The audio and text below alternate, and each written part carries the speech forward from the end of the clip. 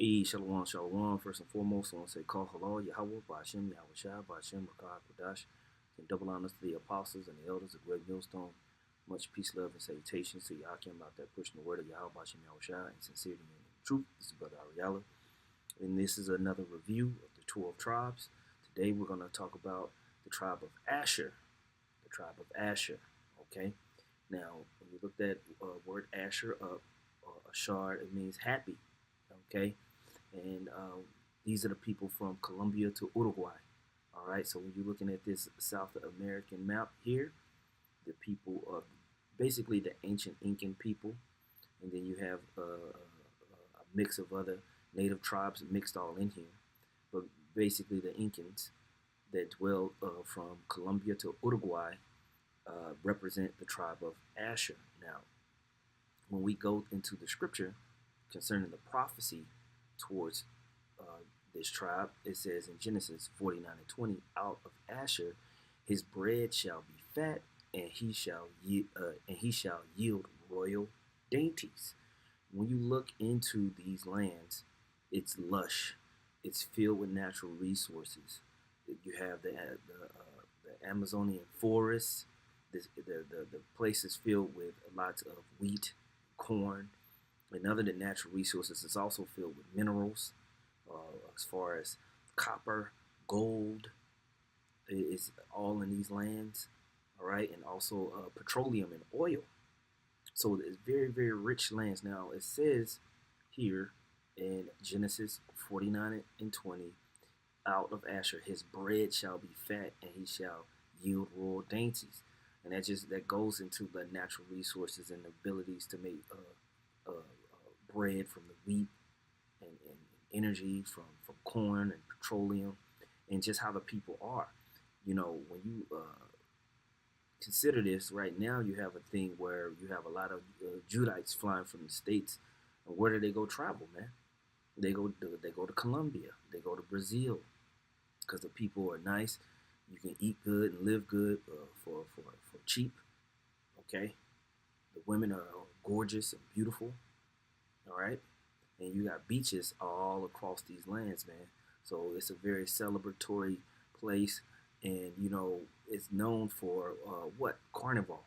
You know, people when they look at Colombia, when they look at Venezuelans and Brazilians and stuff like that, people think about the fun that they have when they go and visit these people, man.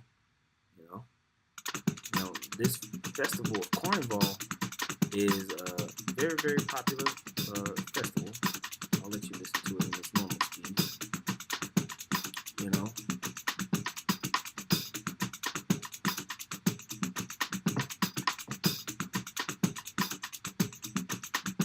so they do this every year during the time of Mardi Gras. It's like the closing session of Mardi Gras. All right, and let's look at this word. Let's go into Carnival. Carnival, or it says, or Shrovetide, is a festival season that occurs at the close of the Christian pre-Lenten period.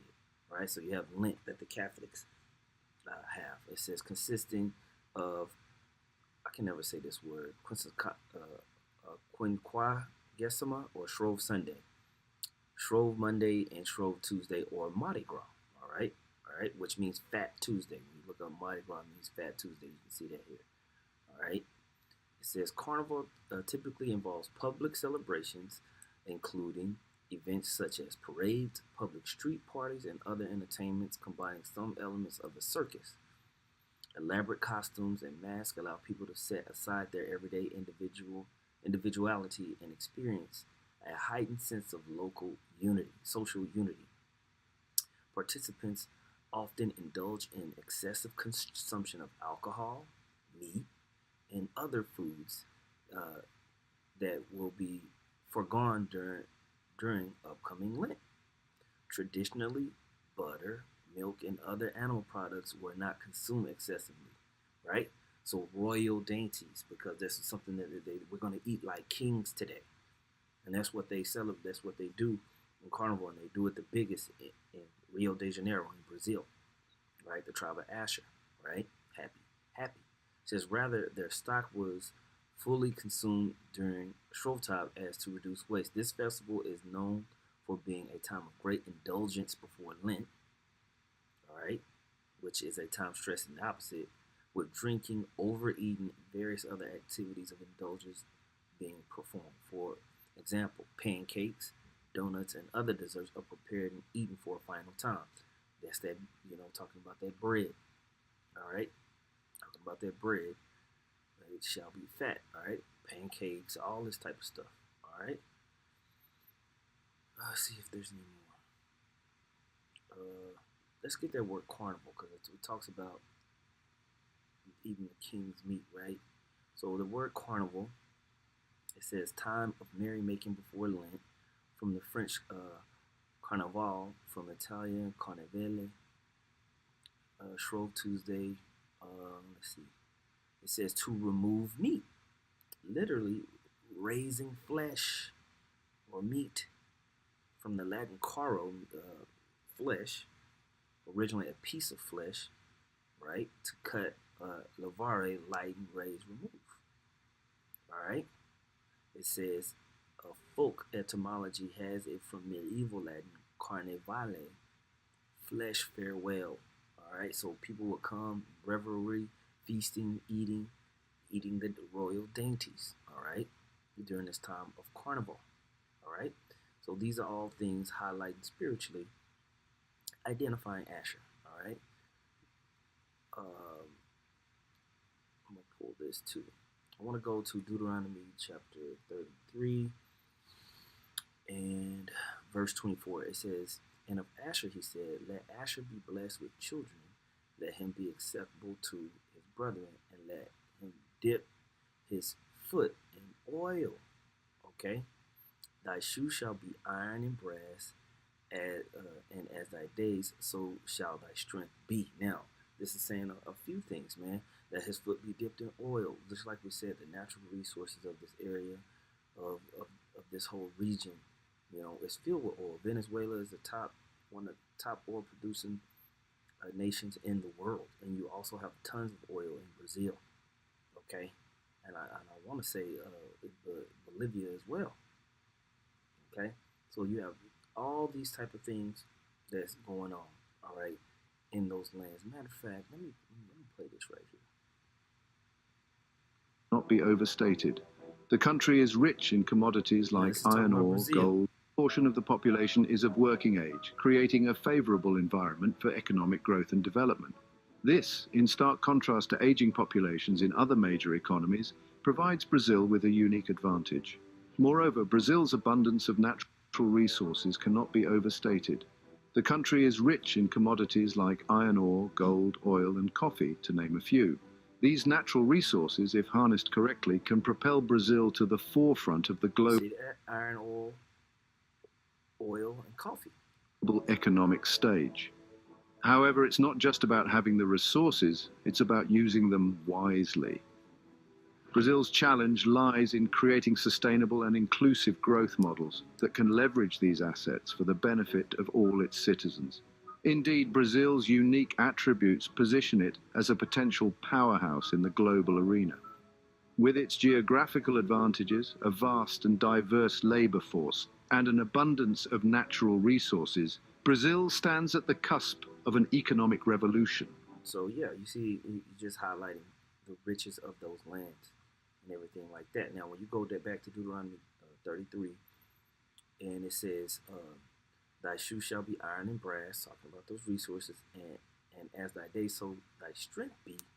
What's also Asher known for? All right, mixed martial arts. All right, one of the most famous, my favorite fighter of all time, Anderson Silva. He's from Brazil. And he has that demeanor. It's funny when you listen to Anderson Silva. We're backstage in Brooklyn. When you listen to Anderson Silva, man, he always uses that word happy all the time. Decided to just sit on this chair so we could be the same size today. You got your win in Brooklyn. How did it feel to be victorious in New York City? So I'm so happy. I'm so happy because in all his interviews, he always says, I'm very, very happy. I'm very happy. All right, but the Brazilians are known for what? Brazilian Jiu-Jitsu, martial arts, being the top around the world in strength. And also, they also known with the world sport. What's the world sport? The world sport is soccer. Who's known as being a powerhouse in soccer? The tribe of Asher. When you look at the Brazilians, they are heralded for their ability in soccer, but also you have the Colombians, and also you have Uruguay. Okay, now you got Messi that's in Argentina. That's Naftali, but mainly Brazil is known for their soccer players, man. Ronaldinho, and right now you got Vini Jr. Okay, and all types of Brazilian players that play across the world, you know. But yeah, they're known. They're known for their strength athletically. They're known for their strength, with fighting and martial arts, soccer, and everything like that. So that's another indicator showing you the connection between Asher, all right, and in the South Americans here. Okay, so just one second. Yeah, so I'm gonna play a couple of clips from the apostles and the bishops, taking excerpts from books that they were reading, showing you how people of North Central and South America had Hebrew or Israelite connections, showing you that they, whenever Columbus and everybody was coming over here, they knew, man. All right, so I'm gonna play this. Now, this is from a book called The Medieval Empire of the Israelites, right? Now, it says this here. Now, this is an example of what Elder Aram Lab and Menatazai was talking about. Page 28. It says Ecuador. As regards the South American Indians and their possible relationship. And there wasn't charcoal black. Okay, just I had to throw that out there because you got to make that point. Well, this is what they look like right there. Here we go. Hold on. Let me see. Okay. That's what some of them Indians look like. All right. Okay. Got that? Black. Let me get it right. There you go. There you go, brother. Right. They're wearing charcoal black. That's right. I got that. Let me get that. Okay. All right. And it says here, as regards the South American Indians and their possible relationship to the lost tribes of Israel, an article was published in the Israeli newspaper Ma'ariv, December 1974, with the following content. In 1587, the Jesuit Nicholas Deltza was sent to South America by the King of Spain for missionary purposes to convert the Indians to Christianity in Argentina. Nicholas discovered a people who bore Jewish names, namely Abraham, David, Moses, and so forth. Wow. To the question about whether they were circumcised, these people answered thus: yes, just like our ancestors. What ancestors? Come on, man. Abraham, David, and Moses. Come on, man. Is there more? It says, yes, just like our ancestors. In this same region were found stone knives used for circumcision. Sharpened stone knives are mentioned also in the Bible as special instruments for completion of the rite of circumcision. An Argentine tribe. That's Argentina for you assholes out there. Yeah. Argentina, which it was called Argentina because it comes from the word silver, because they found a lot of silver down there. That's why they called it Argentina. Right. Who's down there? Israelites, so-called Indians. Go ahead, bro. It says Tribe of Naphtali. That's right.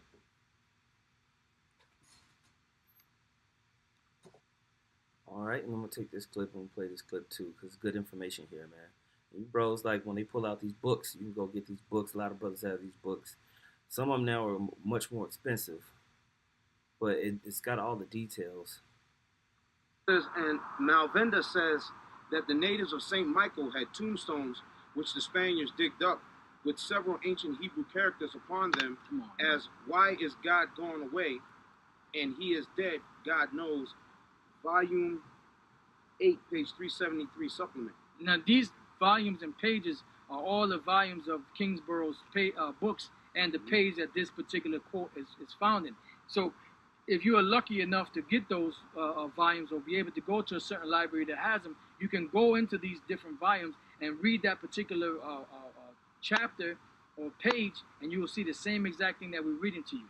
Okay? It says, Chronicle of the Order of St. Augustine in Peru. Okay? Two other stones containing inscriptions in Hebrew and Greek letters. Hebrew and Greek letters.